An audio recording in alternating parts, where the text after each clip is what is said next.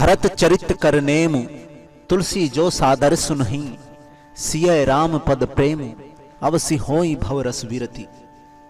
गोस्वामी तुलसीदास जी कहते हैं, जो कोई भरत जी के चरित्र को नियम से आदर पूर्वक सुनेंगे, उनको अवश्य ही श्री सीताराम जी के चरणों में प्रेम होगा और सांसारिक विषय रस से वैराग्य हो जाएगा। भरत जैसा चरित्र पूरी रामायण में, पूरी रामचरितमानस में दिखाई नहीं देता।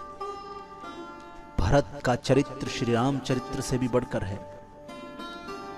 एक बार जब प्रभु श्री राम लक्ष्मण व सीता जी के साथ चित्रकूट पर्वत की ओर जा रहे थे, तो वहां की राह बहुत ही पथरीली और कटीली थी। तभी प्रभु श्री राम के चरणों में एक कांटा चुभ गया, लेकिन वो नाराज नहीं हुए और ना ही क्रोधित हुए, बल्कि हाथ जोड़कर धरती मां से एक अनुरोध करने लगे। प्रभु श्री रामचंद्र जी बोले, मां मेरी एक विनम्र प्रार्थना है आपसे। धरती माता बोली, प्रभु आज्ञा नहीं, आदेश दीजिए मुझ दासी को। मां मेरी बस यही विनती है कि जब भरत मेरी खोज में इस पथ से गुजरे तो तुम नरम हो जाना, कुछ पल के लिए अपने आंचल के ये पत्थर और कांटे छुपा लेना। मुझे कांटा चुभा सो चुभा, पर मेरे भरत के पांव में आघात मत करना। विनम्र भाव से श्री रामचंद्र जी बोले। श्री राम को यूं चिंता में देखकर धरती मां दंग रह गई। धरती मां ने पूछा, भगवान दृष्टता क्षमा करो, पर क्या भरत आपसे अधिक सुकुमार हैं? जब आप इतनी सहजता से सब सहन कर गए, तो क्या कुमार भरत नहीं कर पाएंगे? फिर उनको लेकर आपके मन में ऐसी व्याकुलता क्यों है? श्री राम जी बोले, नहीं नहीं माता, आप मेरे कहने का अभिप्राय नहीं समझी। भरत को यदि कांटा चुभा तो वह उसके पांव को नहीं, उसके हृदय को चोट कर देगा। हृदय को चोट? ऐसा क्यों प्रभु?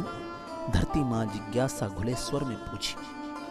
अपनी पीड़ा से नहीं मां, बल्कि यह सोचकर कि इस पथरीली और कटीली राह से मेरे भ्राता राम गुजरे होंगे और ये कांटे उनके पगों में चुभे होंगे। मैया, मेरा भरत कल्पना में भी मेरी पीड़ा सहन नहीं कर सकता, इसलिए उसकी उपस्थिति में आप कमल पंखुड़ियों जैसी कोमल बन जाना। दोस्तों, रियल में भरत जैसा चरित्र पूरी रामचरितमानस में दिखाई नहीं देता, इसलिए तुलसीदास जी ने भरत जी के चरित्र को बहुत महत्ता दी है। ये जो कथा मैंने सुनाई है, इसका संदेश ये है